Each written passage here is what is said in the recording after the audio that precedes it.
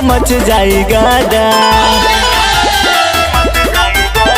होली खेले आए बड़ा सासू जी के घर पर, बोला मत साली ना तो मच जाई गादा। आवा प्यार से रंग लगवाला, आवा प्यार से रंग लगवाला कि भंगत मत डाला। केहू और रंगे बागाल, केहू और रंगे बागाल, तू रंगवा मत डाला। केहू और रंगे बागाल, तू रंगवा मत डाला।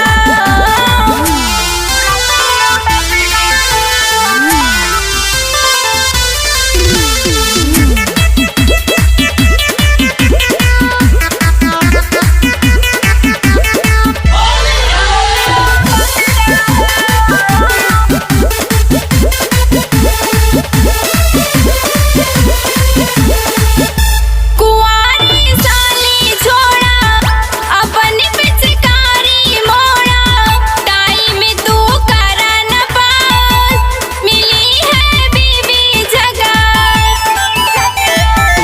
रंगील टका है डरेलू, लगा के अबीर हसेलू, चुरा के हमारा चैना काहे फेरेलू तू नैना।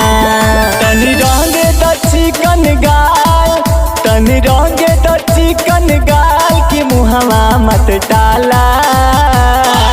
केहू और रंगे बागाल, केहू और रंगे बागाल, तू रंगवा मत डाला।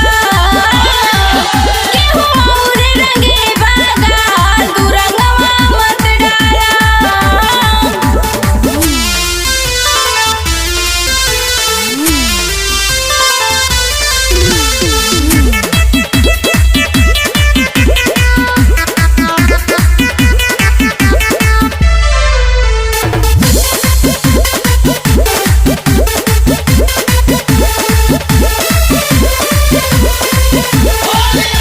कि तोहके रंगे खाती छोड़ के आईनी साथी, कि अब जनी करा बहाना कहेले संजय सुहाना।